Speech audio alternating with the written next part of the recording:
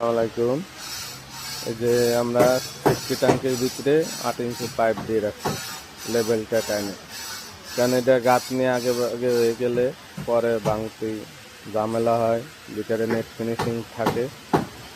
এই জন্য আমরা আগে দিয়ে রাখছি লেভেল টাইনে, পরবর্তীতে কোনো ভাঙ্গা না লাগে এই জন্য। আর এটি আলো ঢুকছে আর ইন করছি এই যে এখানে, এই যে এখানে দিয়ে রাখছি। এখান থেকে রাস্তায় আপনার লাইন কালেকশন হইব। এই যে দুটিয়া পার্টিশন করছে, একটা ময়লা ঢুকবে আর একটা দিয়ে পানিটা বেরোবে, দুটো চেম্বার।